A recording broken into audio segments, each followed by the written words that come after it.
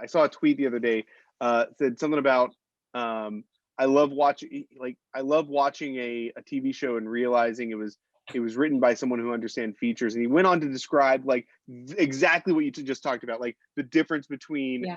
feature writers and television writers. And I thought it was such a stupid tweet, because I think that if you're a writer, you can write, and if you can think Yes, cinematically, you can write cinematically. absolutely. Thank you. And Thank you for yes, acknowledging that. That sounds like such a last century point of view, actually.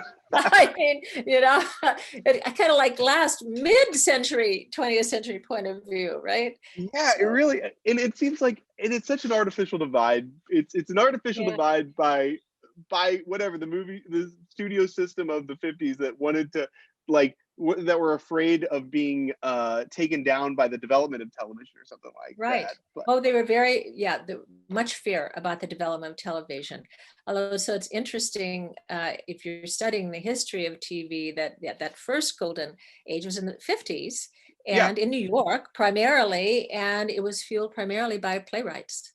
yeah, Playwrights like Paddy Chayefsky, the great Paddy Chayefsky who wrote Network ultimately. He was one of the early writers of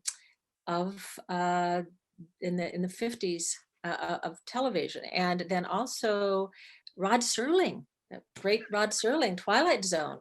I yeah. think I think he wrote Requiem for a Heavyweight, which was on an anthology series at the time. I think it was called Playhouse 90. There were many anthology series, and they existed to actually broadcast these plays written by these gifted writers, most of whom ultimately ended up on the West Coast. Wow. Yeah, yeah. Which So is quite a wonderful thing to it think about. is. It is. It really is. And seeing how the evolution of of the medium, the evolution of the medium. Yeah, it's really and been extraordinary. but it is something that, like, I mean, speaking of the evolution, I mean, like, the fact that every movie this year is coming from Warner Brothers is coming out on HBO Max. Like, the fact Right, that, right. like, Amazon is where the best movies are coming out, or Netflix is where the best movies are coming out, um, just shows you the artificiality of that divide. That's right. That's right.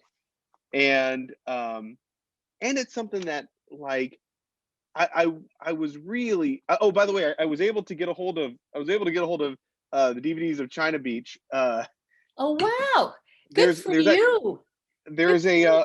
a rental house. There's a house that the place that still rents DVDs in Pasadena. Yes, And there is. It's, oh my gosh, I didn't think to tell you about that. Where do you live? Do you live near Pasadena? yeah, I live over in Frogtown, right by Dodger Stadium.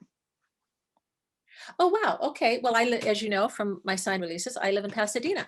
Yeah, But yeah, yeah. Videotech, it's a great place to find. Yeah, I'm so glad you discovered it. I'm so glad you discovered It it. That's was great. wonderful. I found myself just wandering through, like, after I picked the DVDs up, I was like, I'm just gonna look through your collection. I haven't walked through a video store like that. I used to spend hours just perusing video Yes, stores, yes.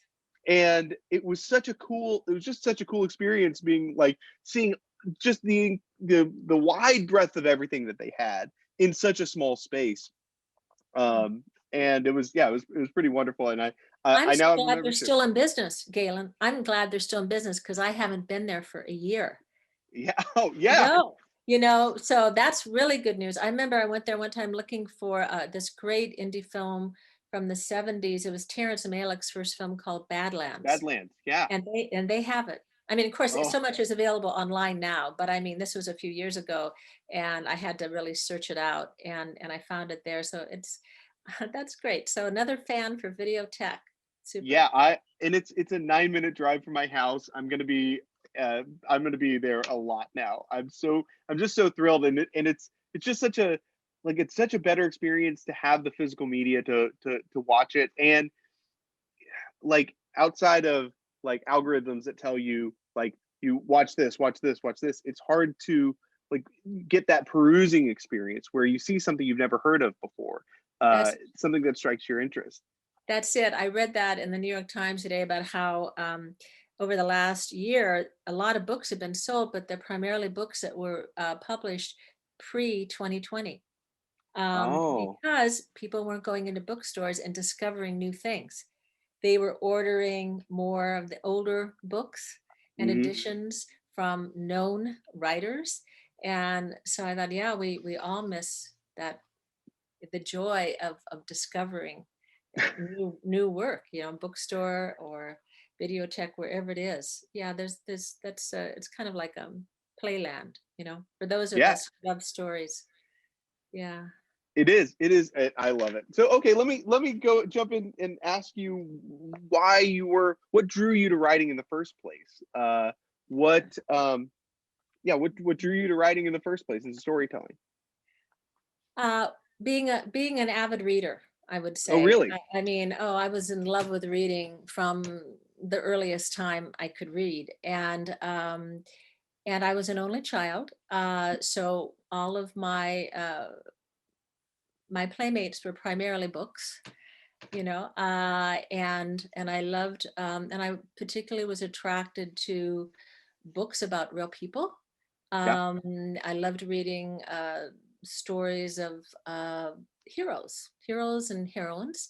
I mean, it didn't matter uh, place or time. For a while, I was attracted to Revolutionary War heroes like Francis Marion.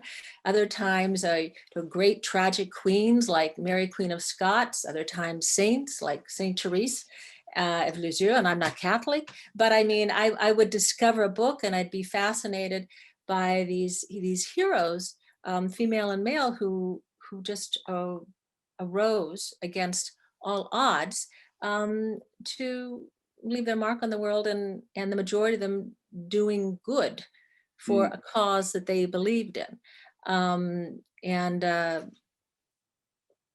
and Mary, Queen of Scots, I mean, she had some major errors in judgment, but she was a warrior queen, and that sense of her love for her country. So all those things appealed to me. And I wasn't like some writers will say, oh, I was writing stories from the age of 6 to 7 or 8. No, I wasn't doing that. I was reading the stories, I was absorbing the stories. um, I was acting out some of the scenes with my best friend Larry, who was also the only other child in class. So we were kind of like sister and brother, and so we had our own adventures through acting out those story scenes. And I remember I did write a couple of short stories in class, and I think one teacher said, "Oh, this one story I wrote about the Third World War starting in Bhutan and Central Asia was way too like television because it was overly dramatic." And I thought, what's wrong with that? But by the time I got to high school, I was doing more writing, and I had some short stories in the high school literary magazine, and I was in honors language classes. But at that point, I was in love with French as much as I was in love with English, and I thought I would be traveling the world in the Foreign Service or the Diplomatic Corps. And that's actually what I thought I would be doing when I graduated from high school. And when I started college, my first couple years, I took primarily foreign language, wow. and religious studies, which fascinated me, and a lot of history. I've always loved history. Um, but I also want to give credit to my parents. You asked about my parents. Yeah. They were not writers. There, to my knowledge, there was no writer in the family. If you going back the several generations I know about, I was called my grandmother the first creative artist I ever knew, because she was this wonderful designer of clothes that she made for all the family and my dolls, and she was constantly redesigning her home, we talked a lot about creative imagination, and she was always saying, I see it up here first, honey. You always, that's where you see it. You see it up here, and then you can imagine whatever you want to create. So I give full credit to her, but and to my mom and my dad. Were not writers at all. My mother was a bookkeeper and the president of her local school employees union. So, and my father tested heavy equipment at Caterpillar Proving Grounds. But they both taught me two really important lessons different lessons that I've used in my career. So my dad had been raised on a farm and he loved horses. So we always boarded horses, so every night when he came home from work, I would go with him to the stable where he boarded the horses. And I had a pony at a young age, and then my horse. And early on, I was bucked off my pony, and Oh, were you my hurt? just my pride and my Okay. bum, as the English say. Yeah, it didn't feel good because he was at full gallop. I lost control of the reins. That's what happened when I was 8. And so you remember these moments. And so I flew off, the horse went that way. My mom ran after me and my dad ran after the horse because he knew, being a farm boy, that you don't want the horse to go into the fields because he'll be foundered off the grain. And so, I had my bruises and I went home. And then a couple of days later, Dad said, it's time to come back and get back on the horse. And I said, so soon? Really, already? And he said, the sooner the better. You've got to let that horse know that who's in charge. That's the way he put it. You've got to let your pony know who's in charge. And that way he can trust you. And then you can trust him. So I did. And then I moved on to my horse. And then when we moved from Illinois to California, we didn't board horses, or my dad didn't board horses anymore. But that taught me a lot in terms of confronting the exigencies of an entertainment industry career. Yeah. We just keep getting back on the horse, because as much as there are this wonderful, extraordinary, heady moments of celebration and just pure joy in doing the work, and then when the work's appreciated, that always feels terrific.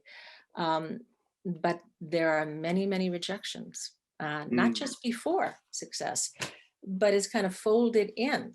And then to keep coming back and saying, all right, that pilot wasn't picked up that time, but I'm going to go forward with this one. And so that taught me a lot. And then my mother was the extrovert of the family, and she was just very outgoing and wonderful. And I was shyer as a child in high school, being this book nerd. And I remember in high school, she said, well, next year you'll be taking a drama class. I said, oh, I don't really need to do that. And she said, oh, yes, you do. And that was non-negotiable. And so, and I remember the first reading I did was, Anne of a Thousand Days, about Anne Boleyn and all that. The first time I had to get up on stage, and I did high school plays because of my mom's insistence and encouragement. And that helped me to understand a little bit more about storytelling, dramatic storytelling, not just short stories or novels, which I hadn't read so many short stories at that point, more in high school, some, but it was more novels and these true stories that I was so fascinated with. Yeah. That's really fantastic. And I'm wondering, like, there's so many questions coming out of that like the getting back on the horse thing is that something that is a conscious decision each time to get back on the horse, or is it something that you've learned to do so well that you just naturally get back on the horse, that you take rejection in stride? That's a great question. So I would say the early moments of knowing that a project has been rejected, let me just say, I don't always take that in stride. It's like there's some, oh no, or how dare they, or, the indignation, the disappointment, but my husband, Michael, he's reminded me how many times I came home from a network or studio meeting with notes on a script, and I'd be very indignant about what they missed or what's now required and da da da da da. And he'd say, by the next morning, you were writing.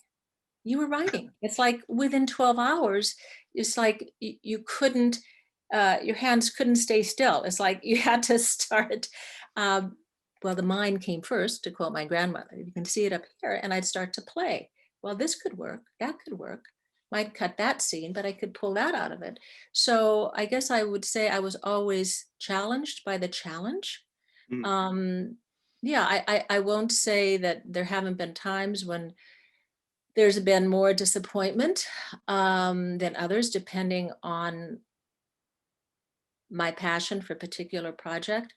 But I do persevere. I have uh, a lot of tenacity, um, and I think that is my nature. But I also learned that from my family history as well, because um,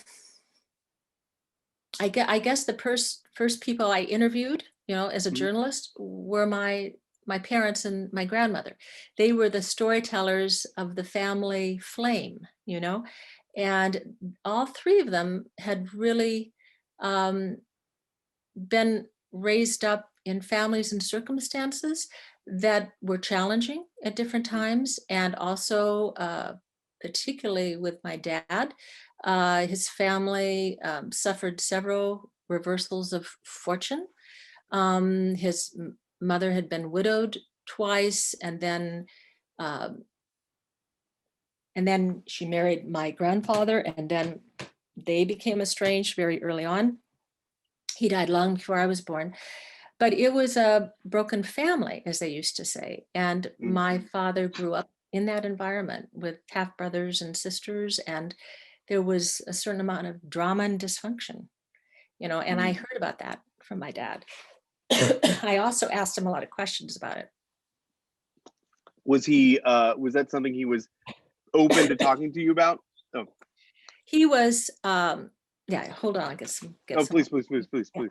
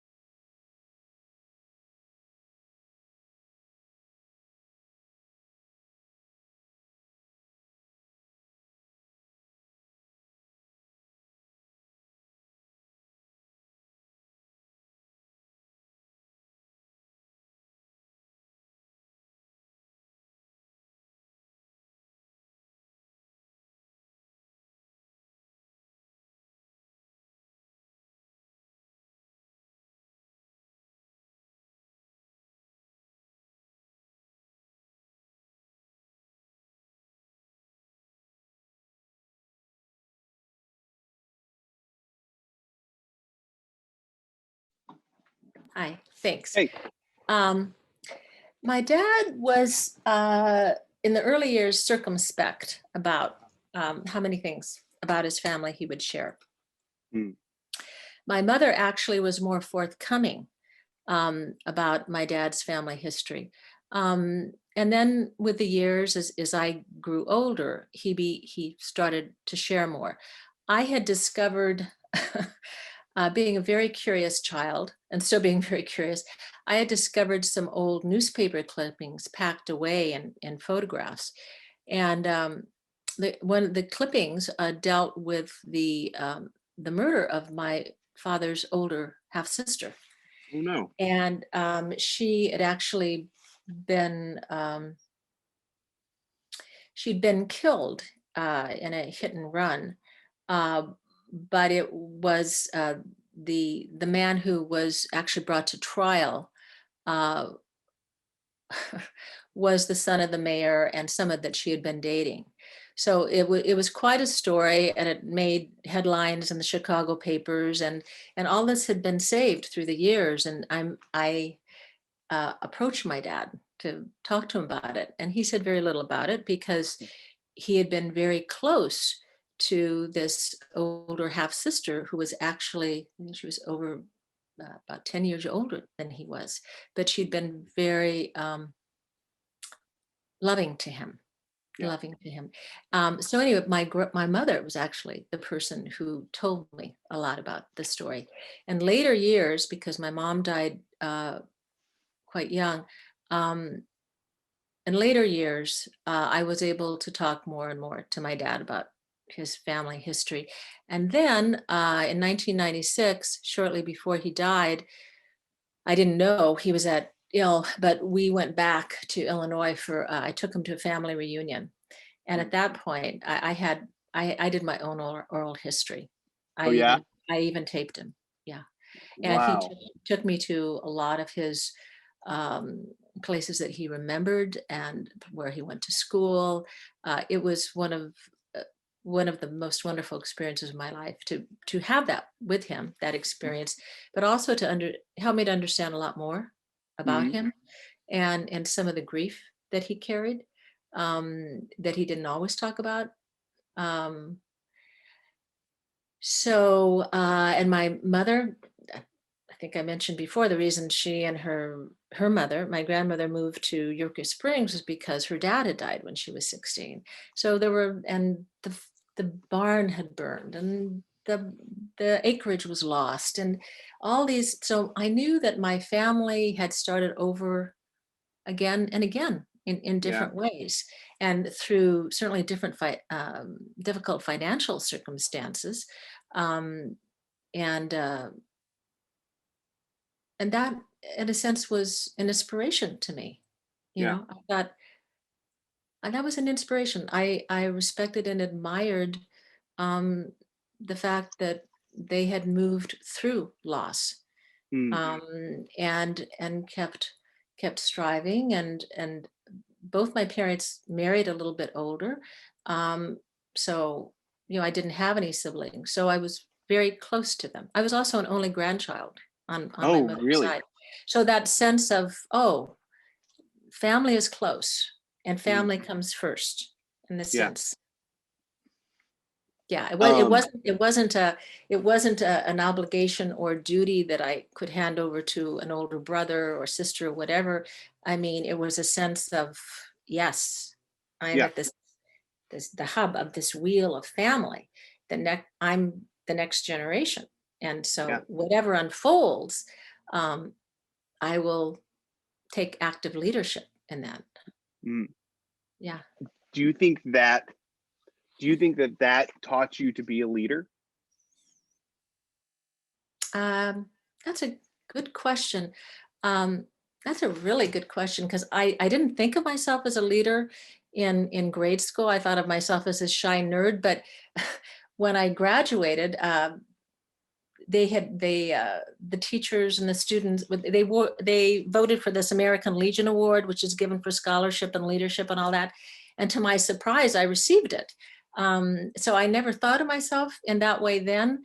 I can see in my career how I have chosen to step out and take leadership in Mm. different ways. Mm. Um, and that's something that I now feel comfortable doing. I learned to feel comfortable doing that, you know. And then it became like, this isn't just something that is a good thing to do. It's really a question of responsibility, really. Yeah. I mean, those of us who want the world to be a better place when we leave it by virtue of our having been here, Hmm. and inspired people or mentored or encouraged or brought new ways of thinking, or possibility to them. You asked me, this was a really good question, that nobody had ever quite asked me before, so I thank you for it. You said, how do you want people to feel Hmm. after they see some of your work, or the feelings you want them to have? And I thought, well, first of all, recognition.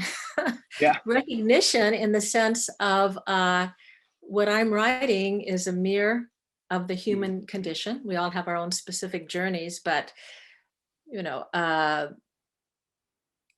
joy, grief, anger, loss, I mean, those aren't defined by gender or cultural origin or anything. This is the human condition. So recognizing what they're seeing on the screen, and also developing compassion. Mm. Compassion for the characters they see. And so hopefully that compassion translates to people whose paths they cross in life that Yeah. might change a point of view or open a point of view. Um, and lastly, empowerment.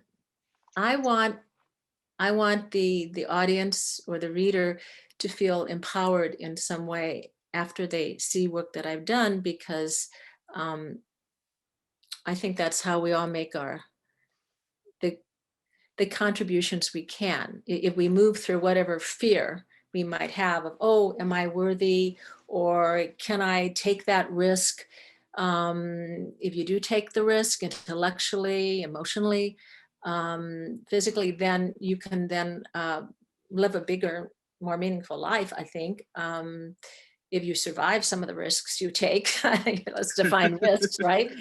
um, but and then you can also inspire others. But I came across a presentation I gave to the Humanitas Prize workshop, like, I don't know, 15 years ago, and I talked about how and there was a specific question about what kind of characters do you write, and I said, oh, I like to, I'd forgotten I said this, but I'd like to write giraffes, people who stick their neck out, you know, and I also like to write about mavericks, Oh, wow. people who will challenge authority in Uh-huh. their way, and may buck authority, but that's always a journey in and of itself. You know, you never. Mm.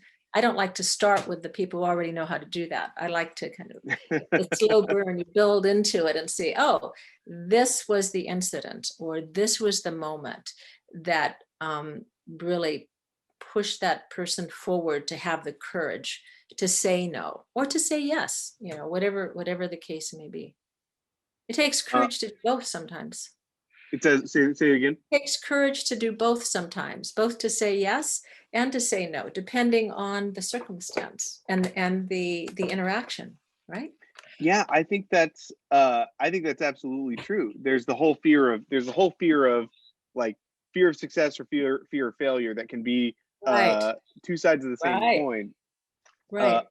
A therapist used to say, that I had, used to say, God is in the fire, so go to the fire. Oh, I love And it. I love isn't it. that great? Yes, Uh, and yes, yeah, uh, you yeah. mentioned taking characters from, and another thing you talked about in bringing empathy and recognition. One of my favorite quotes from uh, Roger Ebert. He talked about movies as empathy machines, and I really like that. But I think there's a, a thing above that, in that it's good movies are empathy machines, Oh, or yeah. good works of cinema or television are empathy machines. And by striving to create great art, and focusing on those people that jump out, that are the giraffes that stick their necks out, or the mavericks that stand out. Um, there, you're you're creating an opportunity for good empathy, like in creating good art. You're creating an opportunity Right. for empathy. That's my aspiration. Yeah, that's always been my aspiration, actually. I mean, I was never interested when my writing evolved from copywriting, which I did for like 5 months right out of college, and then I did promotional writing for the KPIX CBS station in San Francisco. I did that for like 3 months. When it evolved from that to magazine writing, which I did primarily nonfiction off and on for about 4 years, I guess um, it was always about wanting to, um, there was always a purpose behind it. I guess that's it. You know, so I do interviews with people who I felt were that I admired, frankly. I mean, like I did articles for Ms. I did some for Essence magazine, interviewing the first African American women broadcasters. You Oh, know, wow. at that time in the LA market, I wrote for a tiny little magazine called Ora Lingua, which was a magazine that was put out by a national organization um, for the deaf.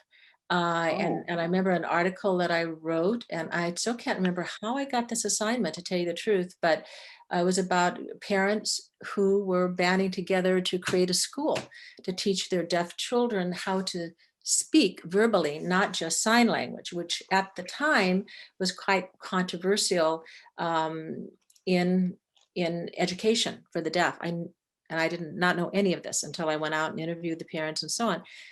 And at that point, I mean, I was a very young parent myself. I had a baby daughter at that point. So this was all really intriguing to me. But I remember shortly after I wrote that, I saw a miniseries.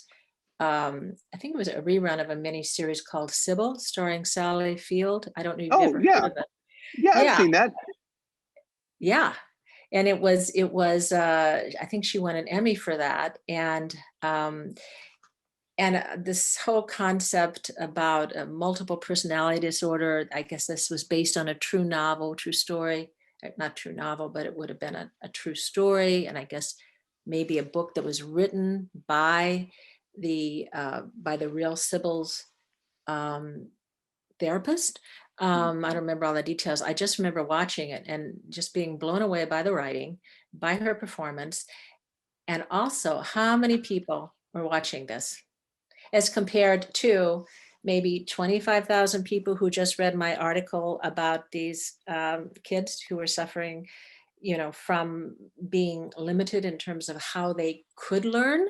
And Mhm. I thought, wow, I would really like to have my stories seen by more people, because I could do more good that way, or open people's minds. Yeah, teach them. Do you think your drive to become a a writer, a storyteller, was about making the world a better place, or was it Yeah. about like self-expression? It's interesting. I think it's more really the former. Yeah. I think I learned to express myself through wanting to make the world a better place. Oh And, wow. and, and realizing that I became a better person, or certainly a more satisfied, a more fulfilled, complete person, by expressing myself through story. Storytelling is very healing. It's a wonderfully healing process. Um, Yeah, and I remember when our daughter Bridget started nursery school, she was asked, well, what does your daddy do? What does your mommy do? And she said, my mommy's a storyteller. Oh, that's wonderful. And at that point, I was just writing my first scripts and so on, and my articles, and I just thought, oh, that's so wonderful. I never thought of myself that way. But I do like to think of myself that way, because that's a very large canvas. That doesn't limit any of us to being, oh, a screenwriter or a fiction writer, a nonfiction. We tell stories. We tell Yeah. stories. And as the medium changes, depending on where we can sell our stories Mhm. and what mediums best suit them. So yeah, to be a writer is really a privileged place to be. Once we learn that we can be writers, and we have something to say, we do have something to say. Mhm. How do you think you learned you had something to say? Um, let's see. Well, I do believe that my parents and grandmother listened to me. I wasn't stifled as a child. It wasn't one of those children are to be seen and not heard. No, I mean, I did feel loved, and I did feel that I did feel I could express myself in many ways, Mhm. though not necessarily all, um, because because my families had come from hardship in certain ways, different times. Um, I remember one of the compliments that my dad said to me, he says in later years, he said, I've talked to so many other parents who, God, they struggle so much with their kids. He says, but I always say to them, our daughter never gave us any trouble.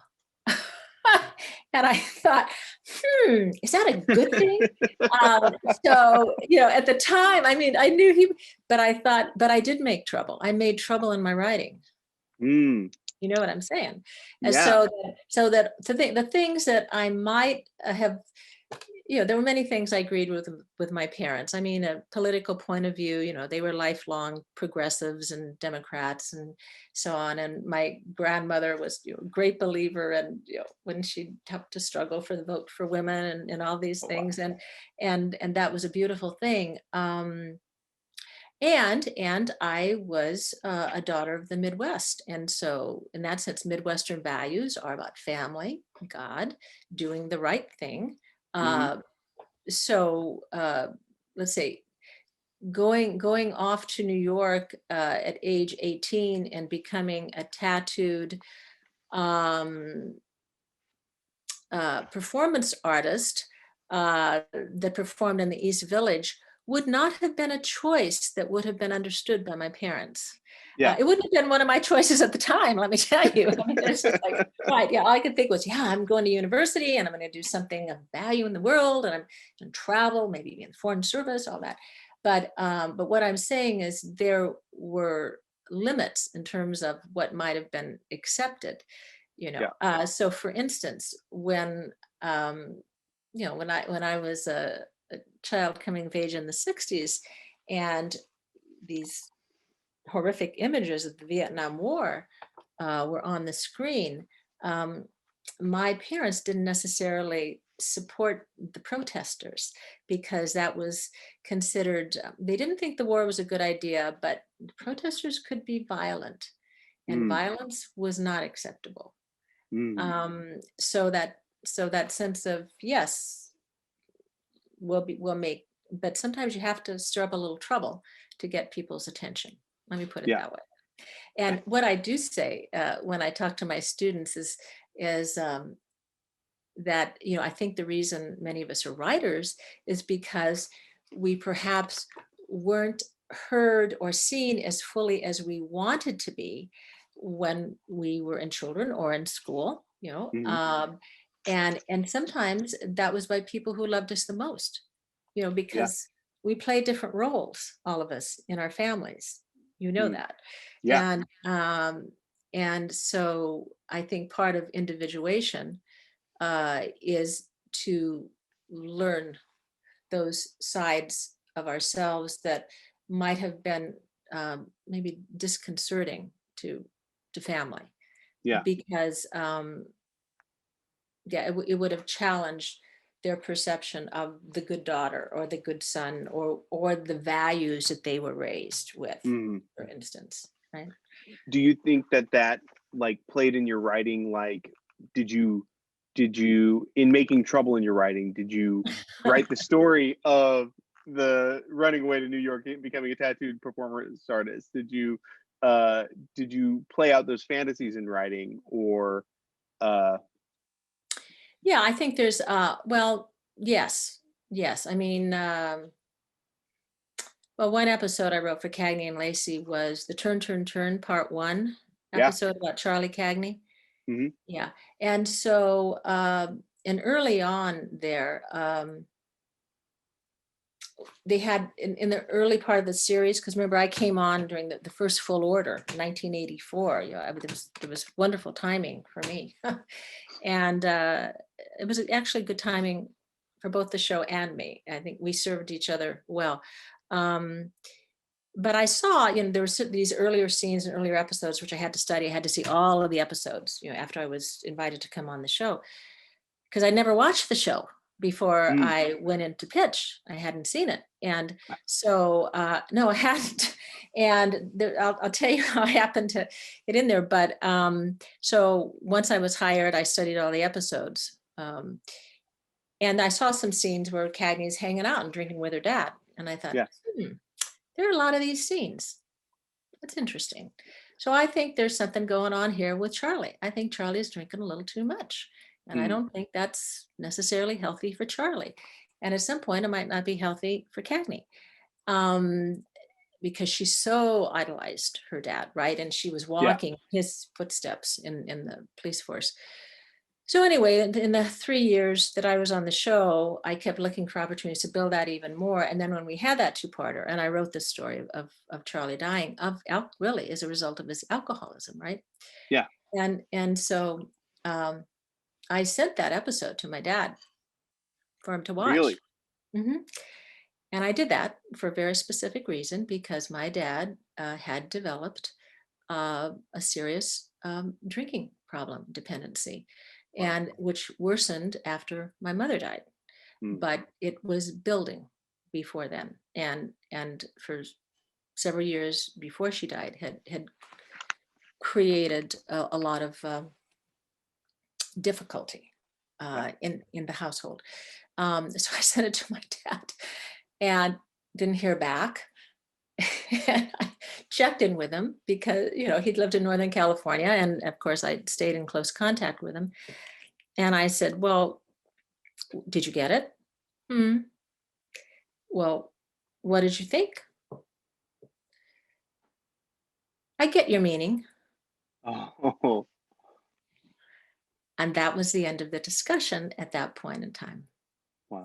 So, from my dad's point of view, my dad might have said, I was making a little trouble and sending that to him, Right. Right. because I wanted to be a reflection. I wanted to say, Dad, take care of your health. Yeah.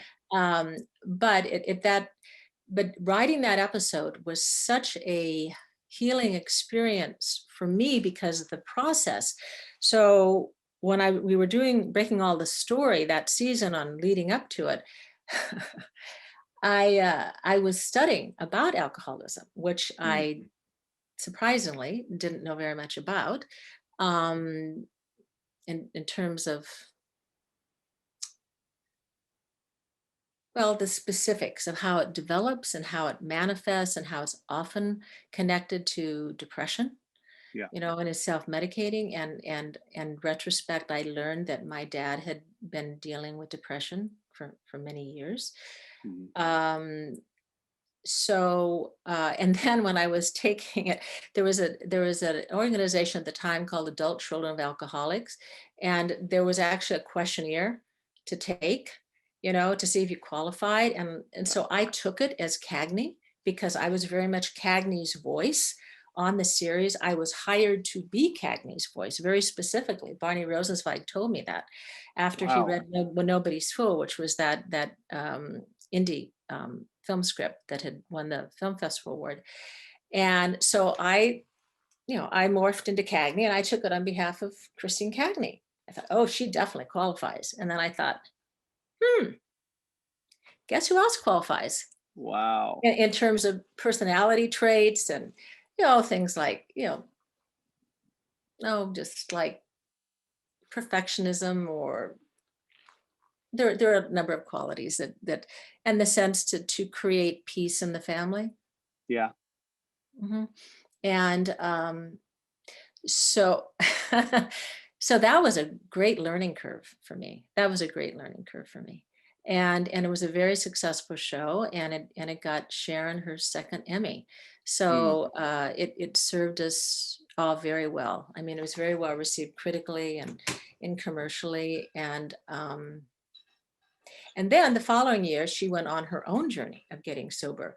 I left the show at the end of the third year because I actually had a deal with Aaron Spelling Mm. that had been set up several years earlier by CAA. I was with CAA at the time, and they were very much into the package business. So I had to service that contractual requirement. But at the same time, Barney Rosenzweig, who was the EP of Cagney and Lacey, was looking to what would follow after the ending of the series. So he wanted to develop new series projects. So he started the Rosenzweig Company, and he asked me to come and be his partner on that. Of course, the junior partner. So he was the president, I was the executive VP. I would be writing pilots, and I would also be taking meetings with writers who would pitch me projects, and we would Ah. put those into development. So I left Cagney and Lacey in 1987 to start that company. And then, right away, early on, I had a deal with ABC to write a pilot called Dixie, which was set in Mobile. And it was a story of their first woman mayor, and the city manager, who was African American, and how they were working together to bring Mobile, into a more progressive point of view. And I went to Mobile and I met the most interesting people, and wonderful, wonderful characters. I had such high hopes for that series, but it wasn't picked up. But at the same time, I was developing these other pilots with other writers, and one was called Quartet. A New York playwright had pitched me an idea of 4 women living together in New York, which was later on I realized was kind of in its own way a forerunner of Friends. Wow. But it wasn't picked up either. And I remember they weren't happy with the first draft, and so we were going to get one more shot at it. And so I moved into the local Marriott in Century City for a weekend to do the full pilot rewrite. My husband, Michael, took care of our kids at home. I had to get that draft in to CBS. And I think we had a good shot, but it wasn't picked up.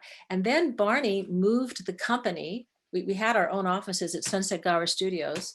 And then he moved the company into a partnership with Jerry Weintraub Productions. And Jerry Weintraub, I don't know if you ever heard that name, but he was quite a major name and a showman who had done many features and wanting to move more into television. He had a television department, and Barney wanted to be part of that.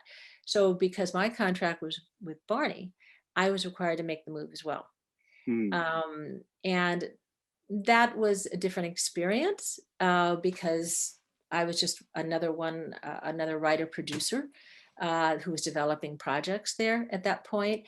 And so while I was still under contract there, China Beach approached me for the second time. They'd actually asked me to come the previous year, but I had my obligation to the Rosenzweig Company, and I had paid off my obligation to Spelling because I mentored and rewrote a pilot proposal that was written by John Turteltaub. I don't know if you know him as a writer-director. So I was juggling many plates. And then China Beach approached me again. And I thought, yes, I've always wanted to do something related to the Vietnam War. In fact, I had my first pilot pitch was about nurses in Vietnam.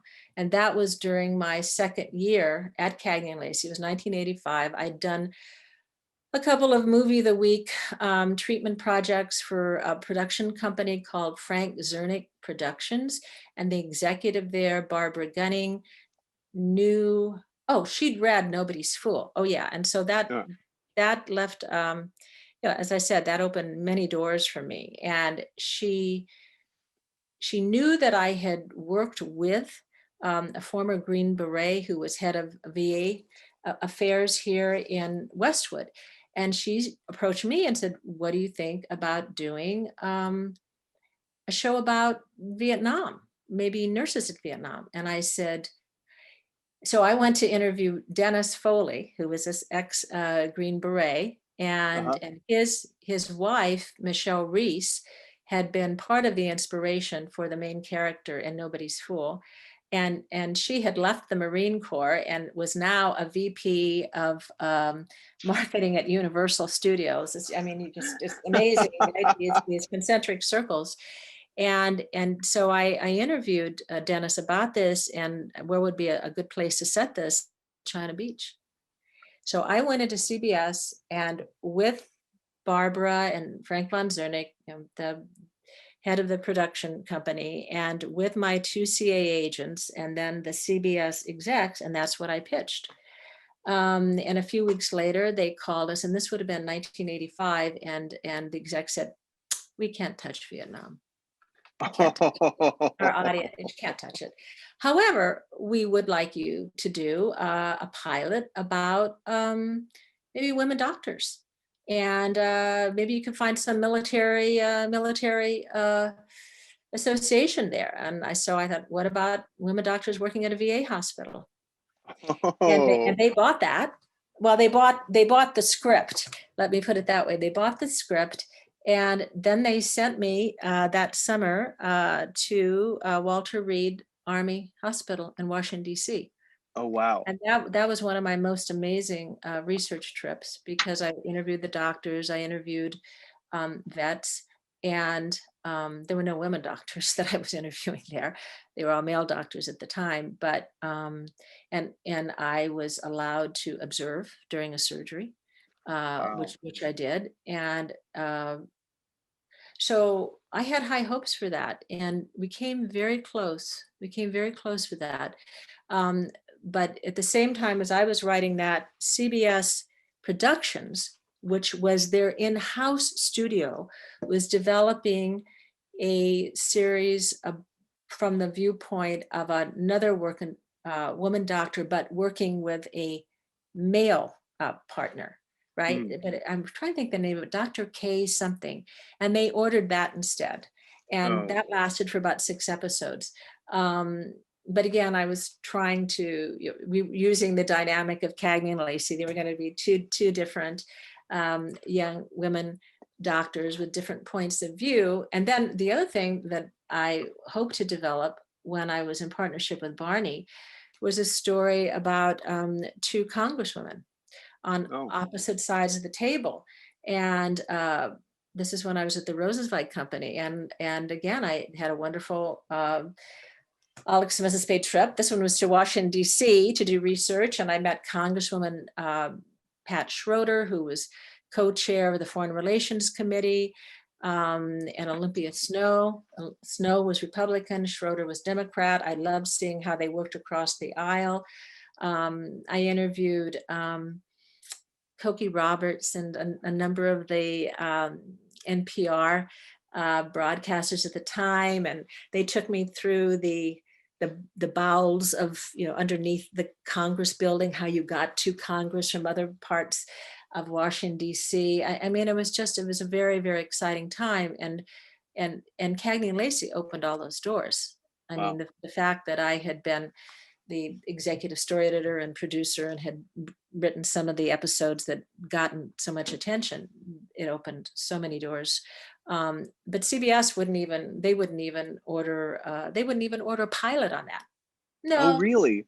yeah, no, it was, I don't know, it was what, too, they didn't think the audience would want to see a show about Washington, D.C., or particularly women congresswomen. I mean, I don't even know what they ordered that year in terms of women leads. That was 1988, probably 88.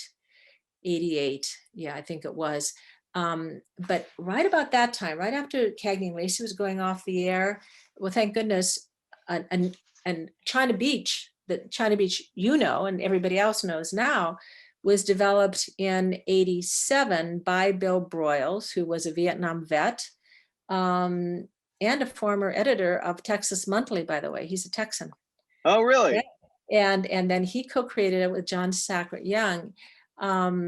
So that had started also with just like 6 episodes. It built slowly because, again, it never had the numbers that the Cagney and Lacey did. It never had the commercial success, but it did enjoy the critical success. And there were certain risks that show took, um, not just thematically, but also visually. And we'll Oh, talk visually, more. like it was. Yeah, I was struck. I watched both of those episodes, and I was struck by how cinematic yeah, China Beach was, and the production value on it, and yes, like the like the visual storytelling that you're doing in it, the fact that you're able to, I mean, like the shootout and the helicopters and all that stuff, yeah. plus being able to solo, spotlight on the actors and doing the monologues. It was really advanced television. It was exciting to work in that milieu, and that's why I knew that I wanted to say yes the second time they came back, because I'd also been invited to go to LA Law as Oh, a writer producer, and in fact, my attorney also represented Stephen Bochco. really? Yes, and I mean, I remember being very very excited when he signed me, because he only had this attorney only had a handful of writer producers. He was very selective, and I think I was maybe the first woman that he signed. But the assumption was, just like with agencies, that if your rep, and your rep can be the agent or it can be your attorney, if they're going to try to also package you or set you up with other clients that they have. So when I went in for the interview for LA Law, and I met Stephen and David Kelly as well, and it was very it was a tough decision because I really respected both shows, but I knew I really preferred to write about the Vietnam War. Yeah. I wanted to write about warriors on the field, and I also knew that as strong as Cagney and Lacey was on all of the social issues and of the time, that our production company was O'Brien, and Orion was very cheap. We only had $1 million budget for our 7-day shoot, which was not very much at all. And China Beach was with Warner's, and Warner's had a much bigger wallet, as you can imagine. Yeah. And for production, also for the writers and producers, which was very nice to receive that encouragement. So that's why I went to China Beach, because I thought I could take more creative chances with that show visually, and I think I was able to do that in the episodes that I wrote and the episodes that I helped launch with the storyboard. Now you saw How to Stay Alive Part 1 and Part 2? And Part 2, both of them, yeah. But you probably didn't see Sex, Drugs, and Rock and Roll. I did not see that one. That was the last episode I wrote, and I took a pseudonym on that, Fred T. Yakovich, because I wasn't happy with the final editing on it. And I did that on 2 different shows, and each time I did it on China Beach, and I did it on another pilot that was made into a 2-hour movie called For Love and Glory. I kept the EP credit on that one, but I at the time I was just feeling it's not all my words, and it's just not, doesn't quite live up to the ending in particular, wasn't what I wanted. And we had creative differences. John Young and I did on that one. Oh, yeah.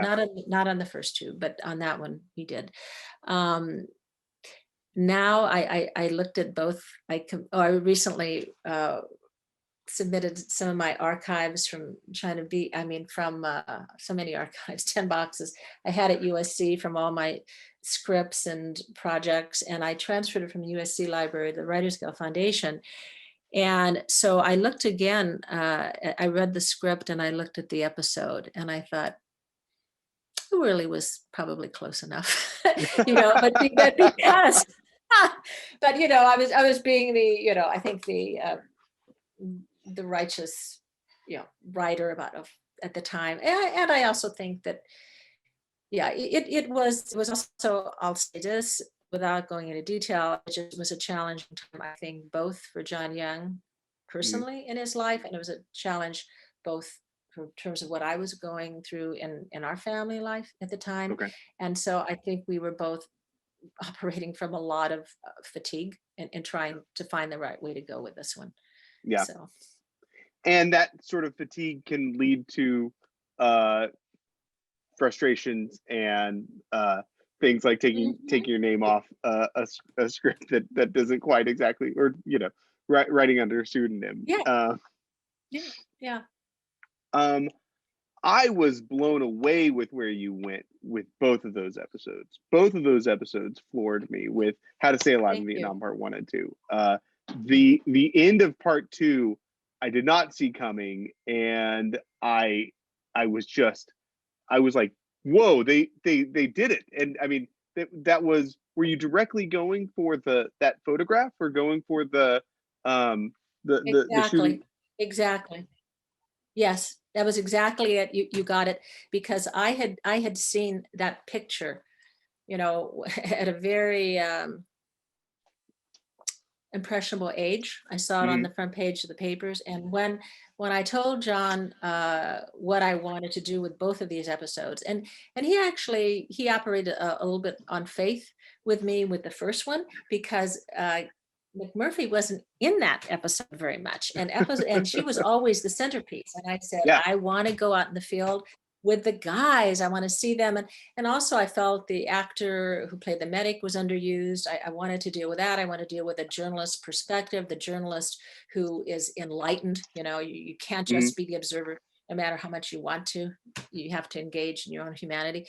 But then the second one, I just said, I said, I pitched it as, remember the picture when the AR South Vietnamese colonel was killing the um, shot through the head, the Viet Cong. I said, that's what this episode is going to be about.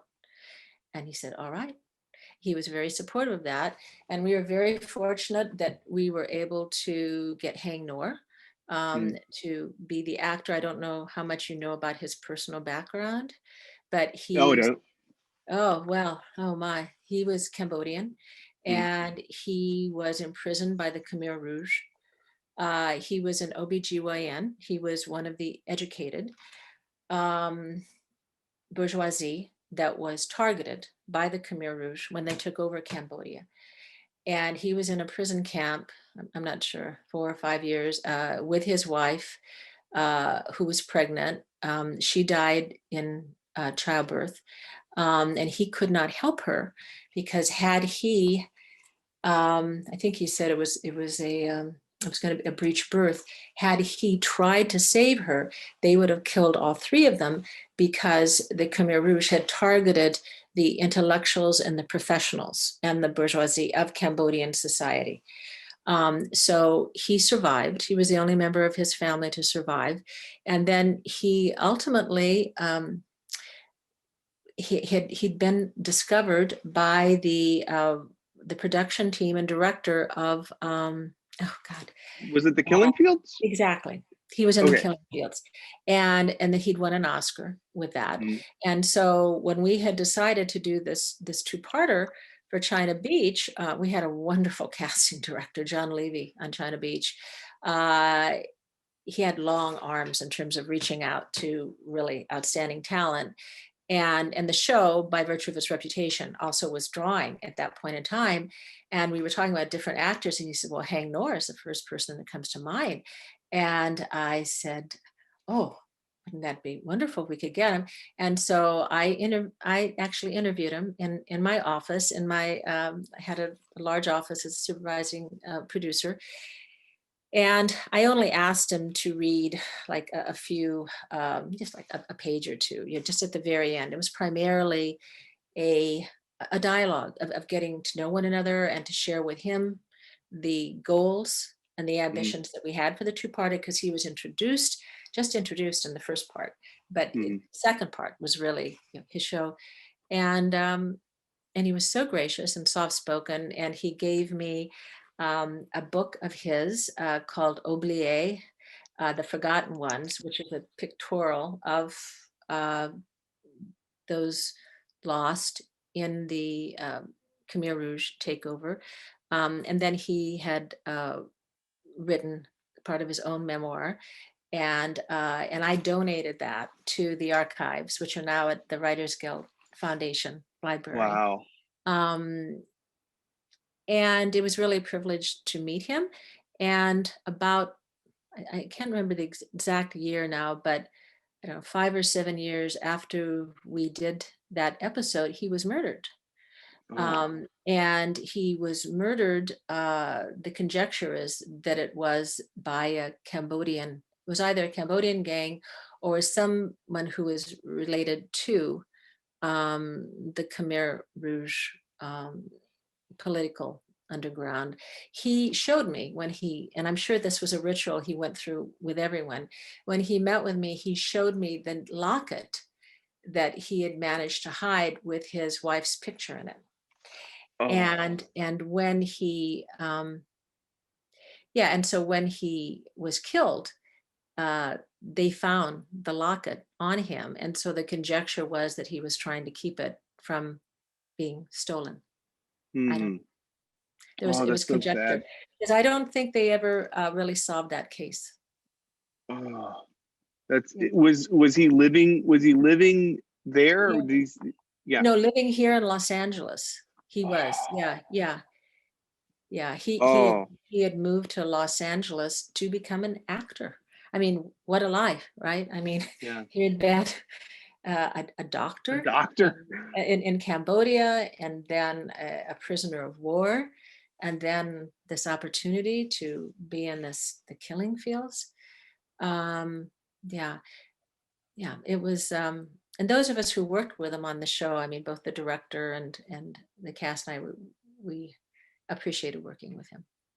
I can imagine. I was his performance was so good, and it was so wonderfully like the writing and having the attention to the question whether or not he's going to be like sending the letters. Is he a spy or is he Right, right. and having that tension and all the way through and not answering it, not answering it at the end, uh but answering it indirectly with the shooting, was so impressive, and his performance was so good that I the whole time I was like he's not a spy, he can't be, there's no way he can be. Well, And you know, a lot of what we wanted to do with that show was, and everything really, I mean, with any war or any altercation, it's people take sides, you know, and you know what they say about when you're pointing at somebody else, you're pointing at yourself and mm, all of that, in that sense of,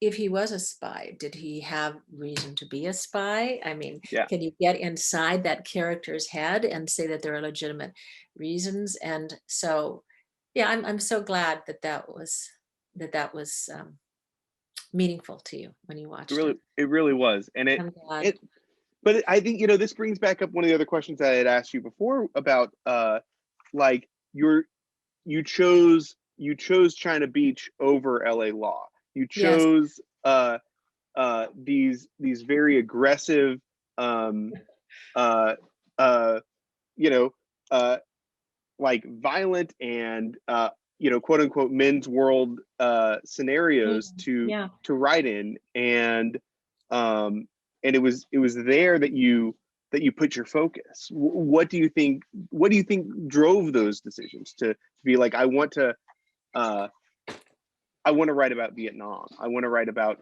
a nurse in Vietnam. I want to write about that.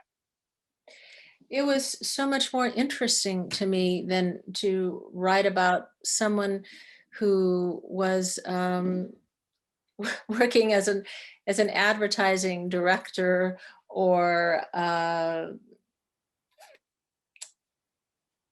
what uh, pick any role. I just I've always loved writing or entering a larger world than the one I was in, Mm, and maybe that's being a child, you know, raised in the suburbs of Peoria, Illinois, and always having this curiosity and this longing to be on a to enter into communion with the world, with lots of interesting people and situations. Um, and of course, the tension is always that when you decide to raise a family, as my husband and I did very young, you know, there is the devotion to family and the care to raise the young. Um, and so I had to selectively juggle this, I guess, this adventurous nature of mine with being a good and devoted mother, and which was, you know, above all. Um, but how then, did you, I'm so curious how you did this, by the way. I'm so oh, curious how you how as a mother, like how you raised a family, and not only worked, you were exceptional in your work, and you were uh in leadership positions in work, and then taking on things like part of the writers, the Writers Guild Foundation, like yeah. how did you do it? How do you juggle it? How did you? Well, I for many years, I didn't need a lot of sleep. I just, and I had, and I had large goals. There Mm, were things that I really wanted to do with my life and contribute, but equal to all of that is that I had a wonderfully, still have, I'm happy to say, a wonderfully supportive partner, my mm. husband, Michael. Um, he teases me and he says, you raised me to be a feminist. And I said, no, I knew you and I had the same values, but that's not to say we didn't have, we grew up together in a way. We didn't have a rocky road here and there as we were both juggling careers, and finding this balance, finding Mhm, this balance. And at a certain point, let's see now, um, he had gone into, right after college. He was about 4 years ahead of me, and he'd gone into a family printing business, a financial printing, very specialized kind of printing company that his grandfather had founded. Many years before, but the company had been sold to another corporation, but there were still family members who were involved in it. So he went into that after college and was in sales, was never really happy there. mm, And I was always kind of thinking, well, where would his career become? But he was supporting me and my learning to be a writer. And in fact, I have, he was someone really, Michael, who encouraged me to write magazine articles. mm. He'd read work that I'd written in English classes, and he said, "Oh, you have talent as a writer." And then because we married young, we both of our families went through unexpected adjustments. Both of our mothers died within a year of our marrying, Mm, and so his and my father was becoming more and more isolated at that point with his depression. So Michael's family very much became my family here in Los Angeles. And it was actually Michael's dad, Stephen Jeffries, who encouraged me to become a screenwriter. And the reason he suggested that, because he was in business, he was an exec at the Rand Corporation. He lived across the street from a screenwriter, oh. and he said, he says, I think you could make more money in screenwriting than you could you're writing magazine pieces. And I thought, well, that wouldn't be hard, right? Because I was working hard for my money. I mean, American Film Magazine paid better than any of them, and I had more consistent assignments from them. So that was one, and that's it. I was writing for American Film Magazine at the time, and I was interviewing writer directors like Joan Tewksbury and Robert Altman and Oh, Paul really? Mazursky. Yeah, and I remember meeting the creators of the Muppets, and so I was interviewing people for the articles, thinking, "Wow, this is an interesting life." And I had a cover story that dealt with the first, what was it called? Oh, Boulevard Nights. It was an indie movie about the Chicano community and the lowriders on Whittier Boulevard. That was a really interesting evening to go and interview people, and because I'd not had not been in that experience, that culture. That was fascinating to me. And so about that time was when Steve said, "I think you should go talk to Mr. Blees." And so I had a meeting with Mr. Blees, and he was polite, and I had a second meeting, and that was it. That was it. I mean, he just said, "Yes, you should consider trying that." And I brought him one little story treatment to read. Well, yes, this has possibilities. And I think he encouraged me to take a screenwriting UCLA extension class in Mm, screenwriting, which I did. I learned format, not much else. mm, But in quick succession, because Michael was the major wage earner at the time, um, my magazine earnings, couldn't compare with his earnings. Um, I was able to take, I took an acting class to learn how to write dialogue. I took an improv class at USC, had extension then to just learn to pitch better and to learn getting into character. I mean, so I took these risks to teach me to be a better writer, because I knew I think I had a fair hand in terms of getting into character, but I didn't have a handle on dialogue yet. I was too much of an academic writer. And No. so those classes really I really learned how to write dialogue.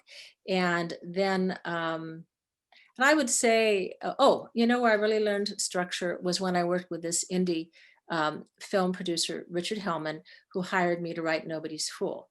And that came through a playwriting class that I had taken.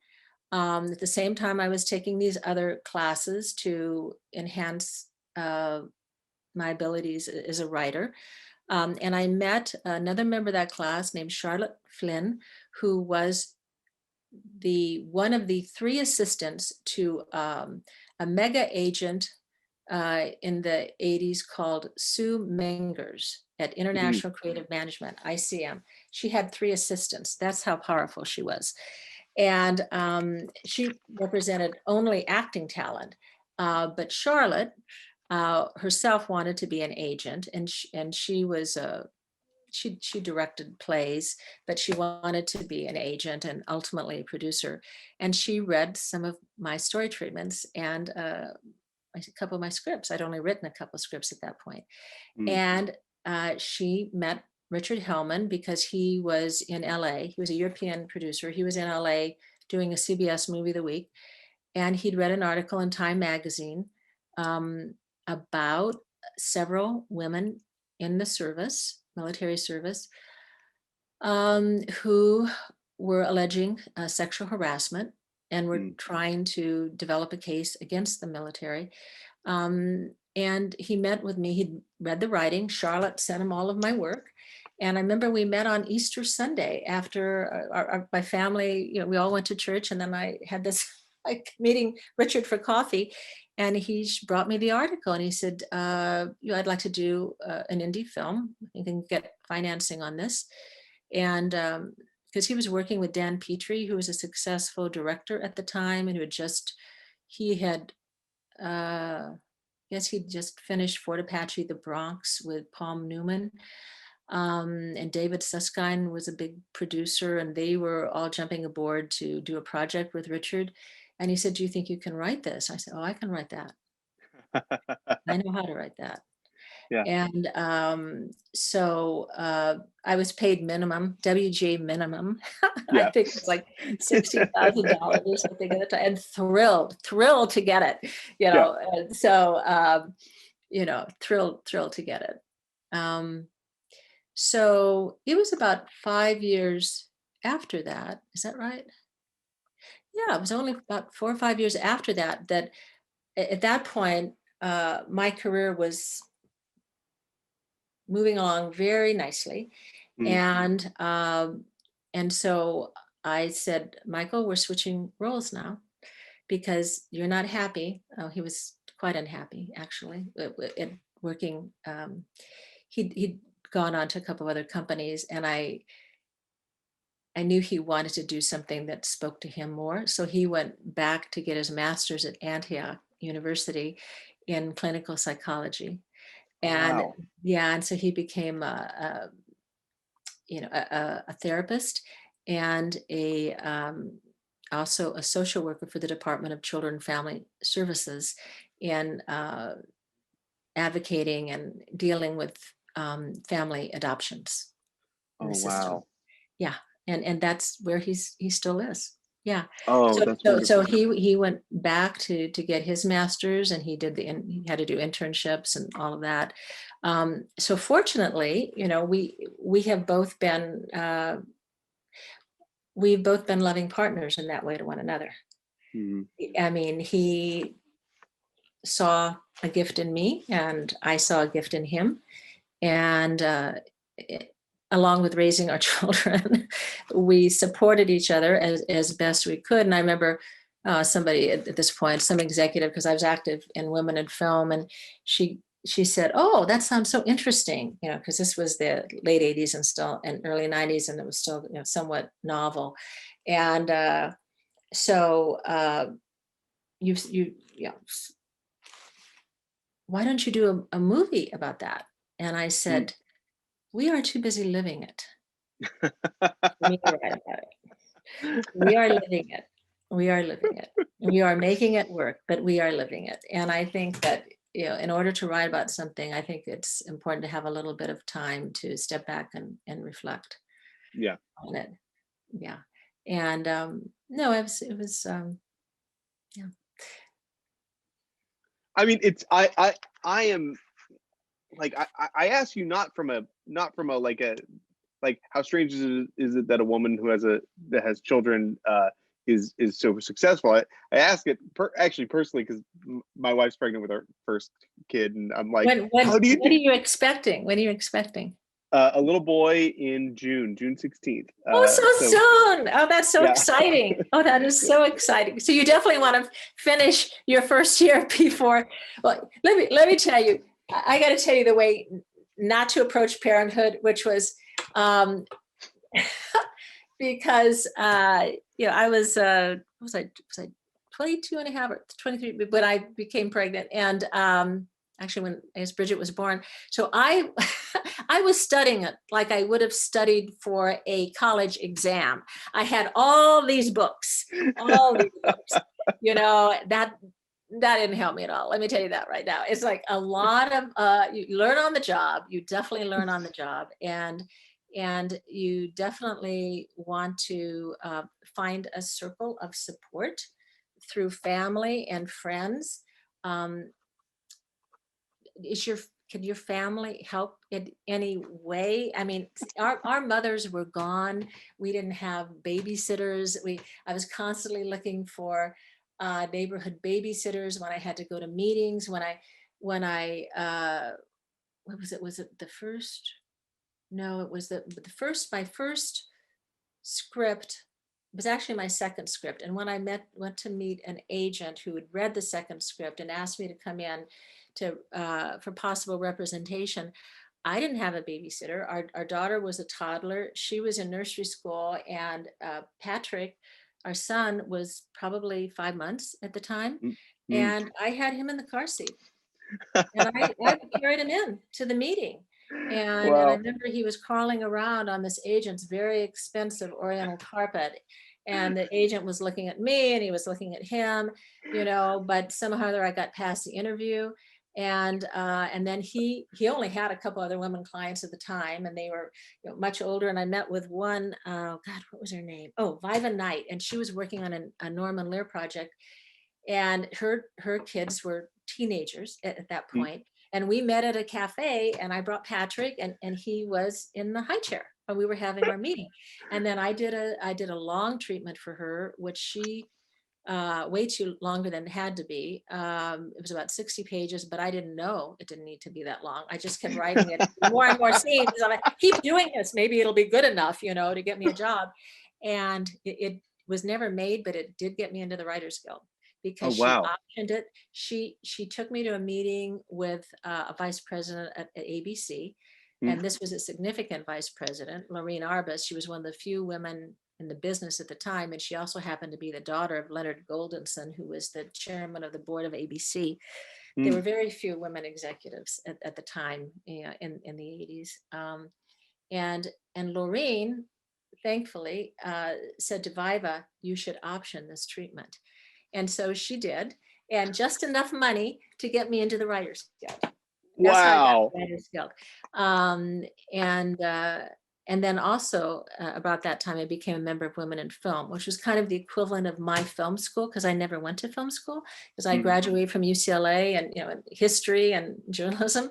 But this was a wonderful networking group, and my first CBS rewrite came through meeting two women producers who led a workshop there.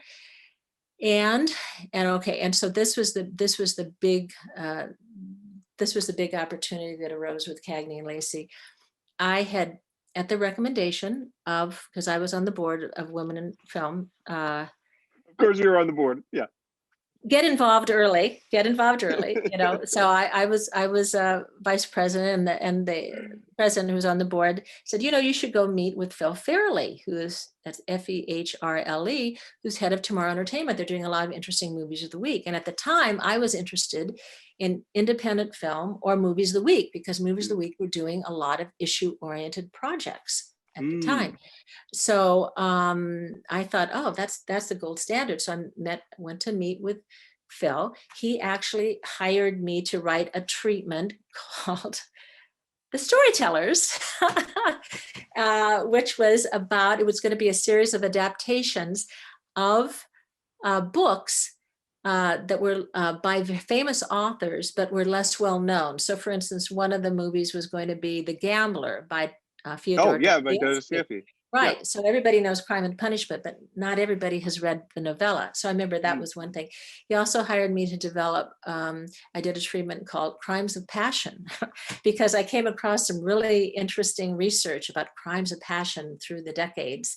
And I wanted to get into that mindset of the crossroads about how did this tragedy occur. And it could have been anything from a mob incitement of a lynching to a crime of passion that occurred as a result of a spouse being unfaithful. There are all Mm. sorts of crimes of passion. Mm. I mean, in so many ways, almost any crime, I think, on a certain level is kind of a crime of passion, but that's an oversimplification. But anyway, so Phil was very supportive. Those projects didn't get made. That was over an 18-month period.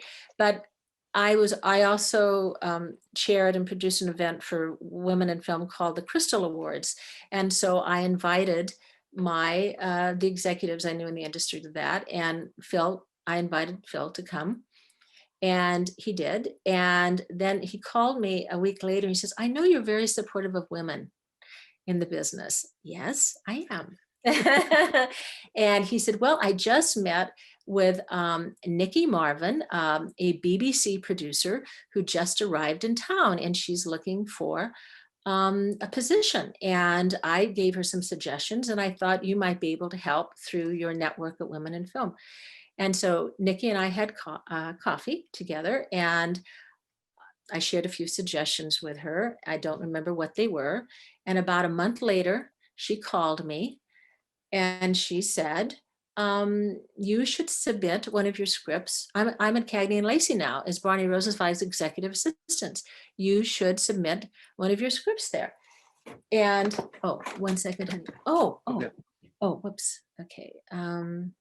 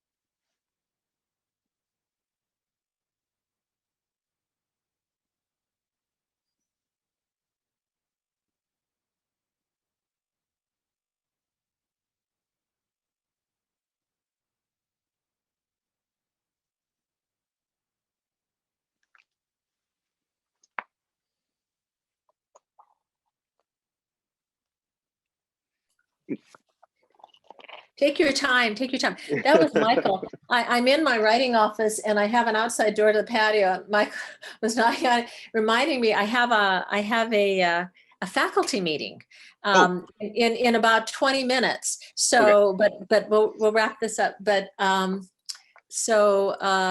So. Oh, I thought, well, that's interesting. So I did have a very small agent at the time. So I called. Oh. I skipped a part that I finished Nobody's Fool. It won this film festival award, but we couldn't get it set up. Richard returned to Europe. And so, but I was using it as my sample at this point, because it was definitely my strongest sample, because he had been a good mentor in terms of teaching me more about film structure. Okay. He'd had a lot of experience with that. So that was very important to learn to tighten and edit my work. So, less is more. And I learned that particularly at Cagney and Lacey too. But so anyway, so I called my agent, very small agent, and asked him to send the script. And so we'll jump forward to say, after 2 months, Nikki called me back and said, we still don't have it. What's going on? And this was, I'd requested several times. And so I called him again. This was like the third effort. And then, so that would have been, it started in February. He did finally get it there. And then how do I know that? Because in May, that same agent called me and said, I just got a call from Barney Rosenzweig, who read your script on the slush pile, and he wants you to come in to pitch to the show. And he really likes your voice for Cagney. And if they decide to give you an assignment and it goes well, they want to consider you for staff. I mean, Wow. it just happened that fast. I didn't even know what staff meant at the time. So then I call Nikki, and then I find out she'd left the show like over 6 weeks before. She and Barney had creative differences. So she'd gone on to another show, and a new secretary had come in named Lisa Mucci. Actually, well, Lisa Seidman. Let's give Lisa credit. Lisa had discovered it on the slush pile, and then she gave it to Barney to read. That was one of her jobs. She read the slush pile.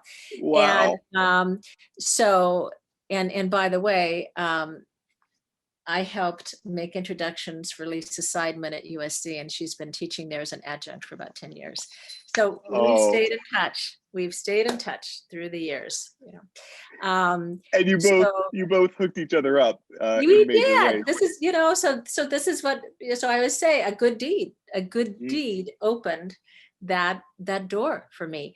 And when I was told to go in and pitch stories, I've never having done that for a series before, Nikki came to my house with Lisa, because they were friends, and they talked to me about the series and told me to start watching it, which I did I had 2 weeks before I had to go into pitch. And they also kind of gave me the lay of the land in terms of at the offices, which was important. And I pitched to one of the producers named Terry Louise Fisher. She worked with a male partner named Steve Brown, but he was on hiatus for a few months working on another project. So I pitched to her, and I had 5 ideas, and she rejected the first 4, and the 5th was inspired by the incident of my riding shotgun with the LAPD sergeant, but turning it around. So then, of course, the journalist isn't the main character. It's the police officer at Cagney who has to deal with a police shooting. And she has to deal with the results of her choice in a terrible moment of decision. Yeah. That's what that whole story was about. So that went well. And then, and they had to do very little rewriting. That usually staff rewrites a freelance assignment.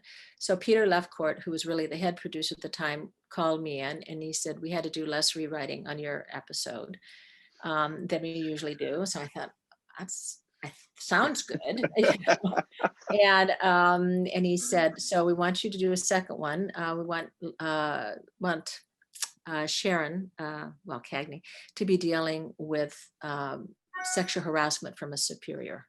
And if that goes well, like Barney told your agent, we will be considering you for staff position.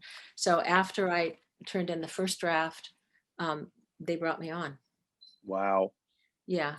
And so it happened very quickly. And speaking of being a parent, that because we were still relying on neighborhood babysitters, we didn't have a nanny lined up. So I went to the local community college to try to find, people to bring in quickly. And because we didn't really have a nanny budget at the time, that came a couple years later. And Michael handled that very nicely because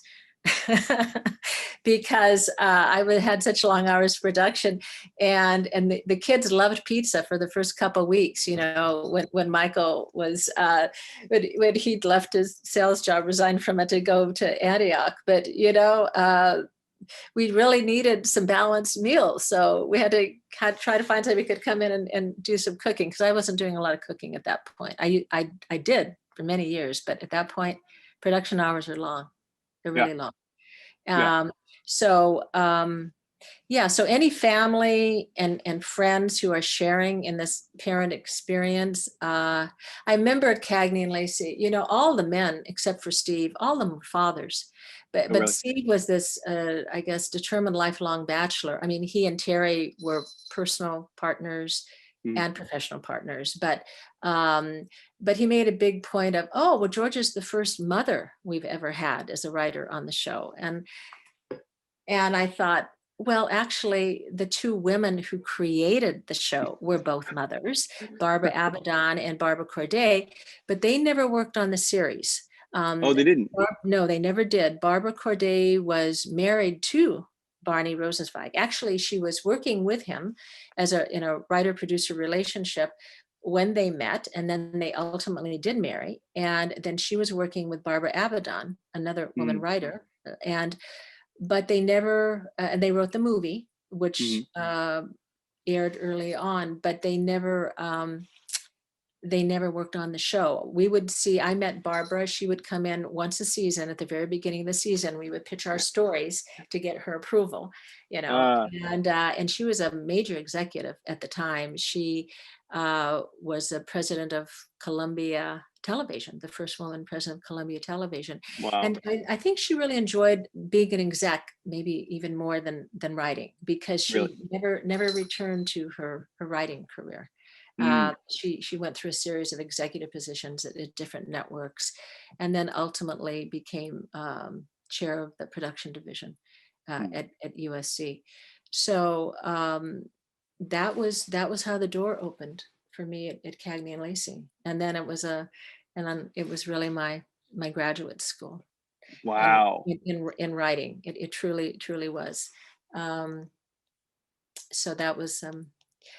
I think that sounds like a really good stopping point to bring it down, so that we can pick back up here the next time, so you can get to your meeting.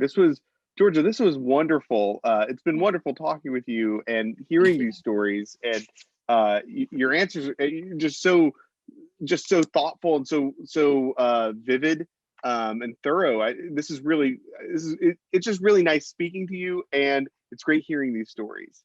Oh, thank you. I'm enjoying the dialogue, and thank you for asking such specific, thoughtful questions. Yeah, it helps. I know that it helps to ask the right questions to help stimulate the thinking. So thank you for that.